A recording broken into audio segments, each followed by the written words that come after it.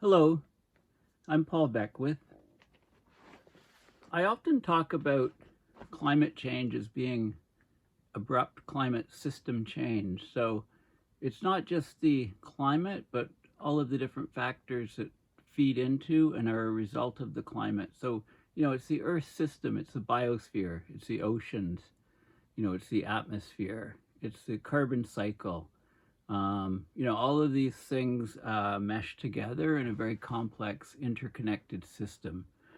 So about a week ago, there was a new peer-reviewed scientific paper published. It's open access. You can find it online. It's basically called Loss of Earth System Resilience During the Early Eocene Transient Global Warming Event. So it looks at paleorecords. It looks at sediment cores in the ocean, and it looks at periods in the past where there was very, very rapid change, and then it tries to determine, what was causing that change. Was it climate change? Was it volcanism, etc.? So there was long-term warming between 59 and 52 million years ago, basically from the late Paleocene period to the early Eocene warming. But during this long-term change, there was a series of very abrupt changes or abrupt perturbations in which there was three in particular. The PETM, Paleocene-Eocene-Thermal-Maximum, was the largest, and then Eocene Thermal Maximum 2, ETM 2, and also ETM 3. And they were initiated by climate-driven tipping points, which is what this paper shows. And, we've suspected this for quite a while, but this paper has a lot of, presents a very solid case, I think. There was a massive carbon release into the ocean-atmosphere system, which caused these changes. So the carbon cycle is looked at by the isotope del-13C, and I'll explain a bit more about what that is. And the climate is determined or indicated by del-18O, which gives the temperature, and these things are measured in the marine sediment cores. So let's get right into the details. This is a little bit technical, but I'll see what I can do here. And I just want to point out too, I often talk about books I've been reading. So I just finished reading this Michael Connelly, The Burning Room. It's a fiction. I always have a fiction on the go, as well as usually a climate book and then another nonfiction. So I highly recommend, if you like murder mystery. I didn't think I did, but I mean, I'm really caught with this author, Michael Connelly. It's really escapism, pure escapism, which we all need from time to time with what's going on in climate. Okay, so this is an article that appeared just a few days ago, April 10th, 2023, and it talks about the paper. So this is a key figure in the paper, and I'll get back to it when I get to the paper. But in general, we've got the ocean-atmosphere-biosphere system, and there's interactions very quickly within this system. I'll talk about it now. It's in the paper. It's the key figure in the paper. So we've got these different reservoirs, the atmosphere, ocean, and the biosphere. The atmosphere and ocean, of course, the temperature's rising and the ocean's getting more acidic. And so these exchanges are happening quite fast here. And then we've got slower exchanges. So we've got massive, now if you look at the carbon, the mass of carbon in the atmosphere, it's 600 gigatons of carbon. that is dwarfed by what's in the ocean, 40,000 gigatons of carbon, and the biosphere is comparable to the atmosphere. It's got 500 gigatons of carbon. Now you can look at the Del 13C isotope, and it's depleted a bit. These are the numbers in the atmosphere, -7, about 0, and -25 in the biosphere. And then you've got the key reservoirs of carbon, where the storage is very long-term, but the release can be very fast, which is a problem, of course, for our climate system. So we've got the carbon in the soil and peat, 1,500 gigatons of carbon, much bigger than the atmosphere and biosphere, but the ocean dwarfs everything. We've got permafrost, about the same amount of carbon as in soil and peat, and then we've got about three times more of the carbon in methane hydrates. Now, the isotopic signature of these things is smaller, so if this is released very fast into the atmosphere, it'll deplete the Del 13C measured, and we can say, maybe where it's coming from. So these are like carbon capacitors, if you like, or reservoirs, yet they are able to tip as climate changes too much. And then we have long-term storage of carbon, organic carbon into the rock reservoir, and also inorganic carbon into the rock reservoir. Okay, and the rates here, are they're very slow. This is a very long-term process. 0.3 gigatons of carbon per year into inorganic carbon, 0.1 gigatons of carbon per year into organic, into the rock reservoir, the rock cycle, if you like. So, can a rapid warming of Earth trigger tipping points in our climate? Okay, this new research presents evidence that such tipping points did occur in Earth's history. These tipping points triggered 3 periods of extreme warming in the distant past, millions of years ago. So we have these large underground reservoirs with huge quantities of stored carbon, like oil, gas, and coal deposits. Besides these fossil fuels, there's other kinds of reservoirs. So in Russian Canada, large amounts of carbon in the permanently frozen soils, the permafrost, and the ocean floor, millions of tons of methane in methane hydrates. And then there's also lots of carbon in the soils and peat, although it's harder to imagine this carbon coming up and escaping as quickly, unless we destroy the peatlands. Okay, so as temperature keeps rising on the planet, we're worried about that these reservoirs will become unstable, or already are, leading to tipping points, an abrupt release of huge amounts of greenhouse gases. This would strongly increase climate change, and that would cause more greenhouse gases to be released in a cascading feedback system. So this study looked at marine core sediments between 56 and 52 million years ago, gave a record, and found these points where there was a large release of carbon.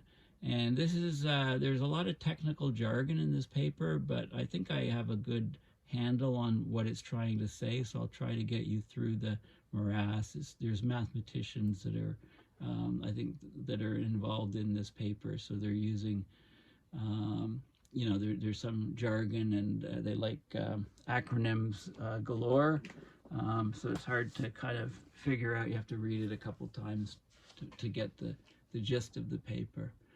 So, so the argument, never before has there been such a strong indication, as in this paper, of the amplifying effects of tipping points during these heat spikes, which are considered to represent the best analogs of modern climate change in Earth's history.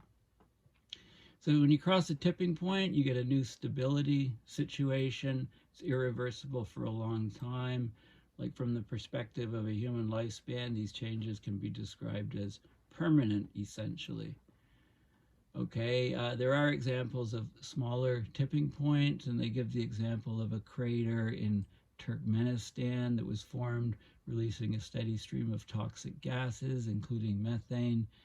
It's a new stable state, which we couldn't reverse. We've tried numerous times, apparently, but the crater still exists and continues to burn unabated.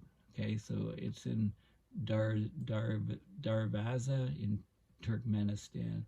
You may have heard of it. The crater of the pit to hell, or whatever they call it.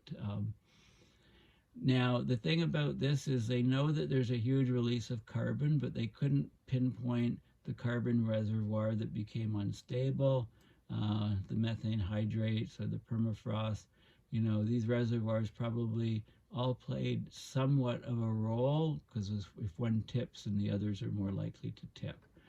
Okay, so we need to look at the past, because it's the only way to know how the Earth system is going to ultimately react in the future, you know, as we head forward. Okay, just a couple definitions. Exogenic means on the surface of the Earth, formed or occurring on the surface of the Earth, and hyperthermal, there's a dramatic increase in temperature and a perturbation of the carbon cycle, driven by the release of large amounts of isotopically light carbon into the ocean-atmosphere system, possibly triggered by some other factor. I mean, whether it be orbital forcing in the case of the 50 million years ago, or humans now. Okay, so this is a paper, so it's worth going into some detail here. And again, this is open source. So let me go over some of the key points. So we had a long-term late Paleocene to early Eocene warming between about 59 and 52 million years ago. But during this long-term warming, we had a series of abrupt perturbations or abrupt changes with massive carbon input into the ocean-atmosphere system and global warming. So they examined the three most significant events of the period: the Paleocene-Eocene-Thermal-Maximum, PETM for short, the Eocene-Thermal-Maximum, ETM2, and also ETM3. And the paper looks at whether these rapid perturbations or changes or abrupt changes were initiated by climate-driven carbon cycle tipping points. So they analyzed the dynamics of the climate and carbon cycle from the marine sediments to detect changes in the Earth system resilience and to identify positive feedback. So what they saw is that there was a loss of Earth system resilience just as you approached all three events. So there was an intense coupling between the carbon cycle and the climate, and there was basically a critical slowing down of frequency that often happens as you approach a tipping point, and there was an increase in the amplitude of the oscillations, and in the standard deviation of the data. And those two things combined are very good indicators that we went through a tipping point, if you like. Okay, so this is a problem for today's system, because are we heading back there right now? It looks like we are.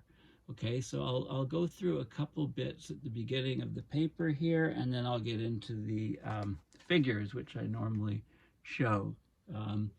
But this is if you want to understand abrupt climate system change, this is a vital paper in order to look at and understand, in order to do that. Don't worry about all the jargon and so much, just about the key points. So as human-caused carbon dioxide emissions continue, ongoing global warming might strengthen positive feedbacks that can propel abrupt change in sensitive components of the Earth system. So particularly important is the possibility of rapid discharge from the excitable carbon reservoirs, which would exacerbate the global warming.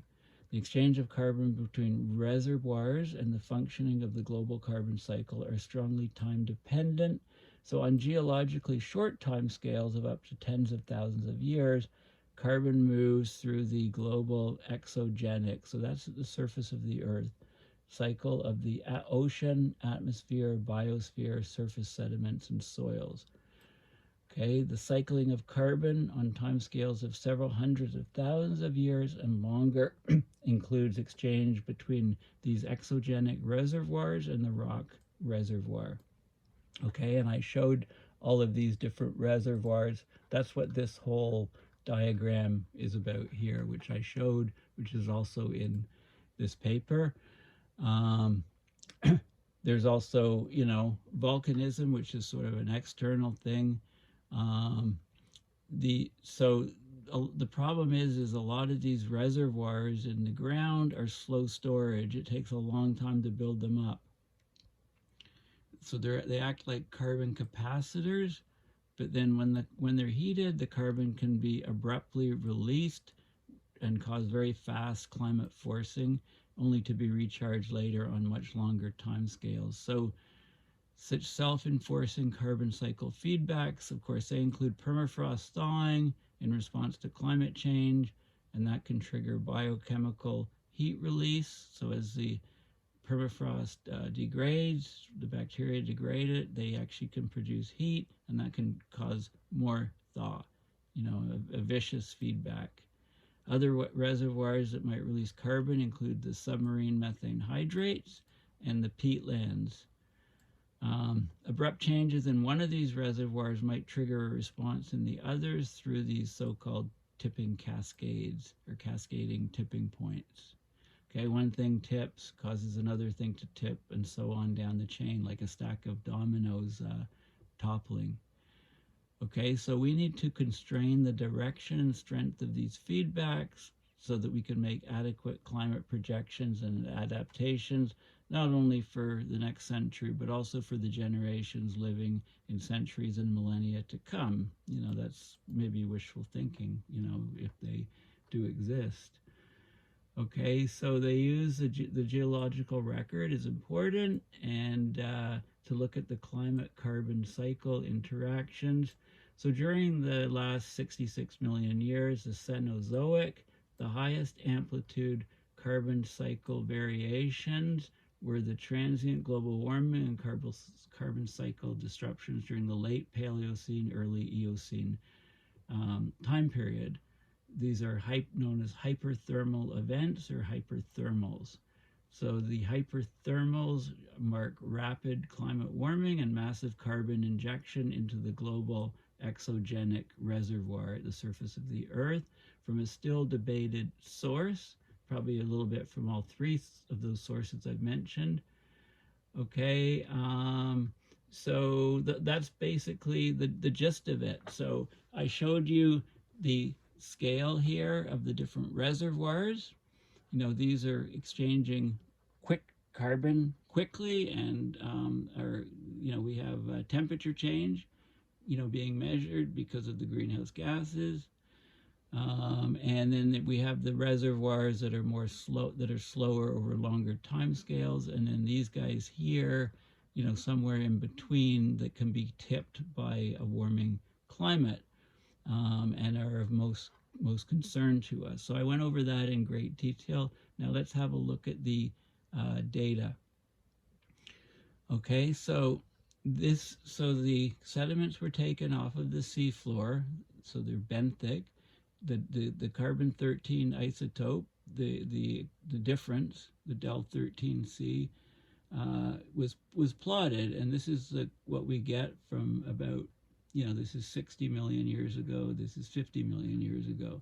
So here we had a big drop in the del-13 carbon isotope, indicating a huge release of carbon to the atmosphere. This is a Paleocene-Eocene-Thermal-Maximum. Then we had another drop, Eocene thermal maximum 2 and 3. So what they did in this study is they looked at the autocorrelation of the, so when you get a critical slowing down of the frequency of the perturbations, right, and then you get a larger amplitude excursion, two things happen. You get the autocorrelation starts to So this is, see the gray windows here? Those are the time scales for these three here. And what you see is the autocorrelation increases significantly as you have indicating a critical slowing down of the frequencies as you go into this transition, this one, and this one. Then the standard deviation also increases as you go into those transitions, indicating it's a much larger amplitude and standard deviation. So this is a very clear indicator that that there's a large release of carbon during those time periods from somewhere. Okay, now the climate reconstruction looks at the benthic del 18O, an isotope of oxygen, the heavy isotope, and these are the periods, PETM, ETM2, ETM3, and again you can see an autocorrelation increase in each of these transitions, and you can see the standard deviation is a bit, it's not as clear, but it is still, it was trending up and dropped as it went through the transition. Basically, it's trending up, it's trending up. And then there was analysis done to see whether there was a causal connection between, the carbon and the temperatures and the climate, and it found exactly that there was. So there's a lot of analysis, a lot of jargon, but basically they used a rolling window and they looked at the autocorrelations. So this is the PETM, the carbon cycle, and the climate, very high autocorrelations. The Eocene-Thermal-Maximum 2, again high, not as high as in the PETM, and then ETM3, elevated but not as high as the previous ones.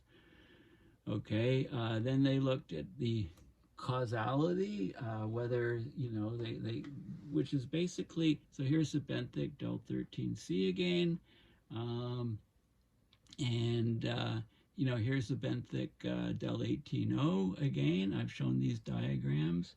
This PSIM is the Paleocene carbon isotope maximum. Okay, it's just basically the maximum of where this data is the highest. And then they looked at this something called CCM, which is convergent cross matching. So it's a way of comparing causality, one causing the other. So they looked at it both ways. They looked at del 13 carbon causing, the climate change, and that's the blue line. And then they looked at the climate causing the carbon release, and that's the red line. And you get good agreement for the most part. You get, decent agreement. There is deviations, but, it generally trends. So there is a, strong connection there. Okay, so, and so that's there's some data here on these convergence tests, just to see, what, because the other option is that there's some other external thing which changes both parameters, but that wasn't found to be the case. Okay, so let's go down here. So basically, in a nutshell, the early Paleogene global warming events are crucial for understanding geologically rapid Earth system changes, including the Anthropocene carbon cycle perturbation and global warming. If the reconstructed early Paleogene dynamics are a characteristic Earth system response, then present-day carbon cycle changes might likewise strengthen positive feedbacks from carbon reservoirs such as permafrost, submarine hydrates, or peatlands. It is therefore critical to constrain the impact of these reservoirs to assess their influence on the magnitude of future global warming.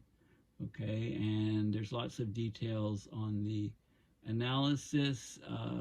This is some information on the data set. So the time frame of the PETM and the two thermal maximums in the Eocene, data resolution in thousands of years, the age range, what's the difference between the upper and lower limit, number of data points. These are obtained, of course, from the marine core sediments, and the tipping point, basically. Okay, yeah, so that's the gist of the paper.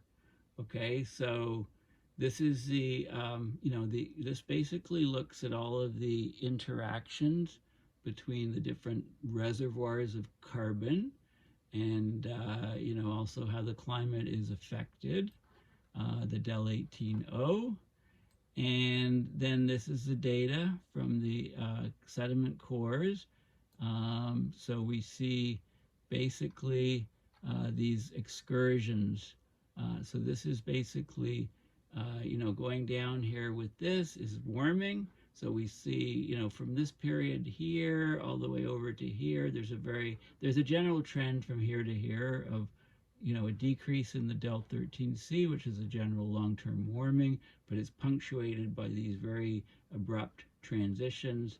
And they exhibit tipping element behavior because of the autocorrelations rising and the standard deviations rising, amplitudes rising, critical slowing down. It's like when you bend a stick, and there's vibration within the stick, and just before it snaps, it becomes much stiffer, much more rigid. There's a critical slowing down, and then the thing snaps and breaks. Or, if you're rocking a canoe back and forth, when you get to that point of no return, right on the edge, it's like time stands still, right? Critical slowing down of frequency. And the amplitude greatly increases as you tip over completely into the water. Okay, so that's the paper. It's unfortunate that it wasn't able to tell us more about which of the reservoirs was releasing the massive amount of carbon. But I suspect, very, very warm temperatures, the soil dries out, the peat dries out, you get more carbon release, the permafrost thaws, you get biological activity, more carbon comes out, methane and CO2 and methane hydrates, the ocean's warming, the methane hydrates in the sediments on the continental shelves suddenly releases, you get bursts of that, and you get a much, much warmer world. And then it takes a long period of time for the carbon to be drawn back out into the rock reservoirs, etc. So this paper, in a way, it's sort of like the ghost of Christmas future. If you think back to A Christmas Carol, Ebenezer Scrooge, this is where we're heading with our present situation. And we're really, we're taking huge risks with our present path, business as usual. Okay, well, thank you for listening. Please consider going to my website, paulbeckwith.net, and donating to my PayPal to support my research and videos. Okay, bye for now.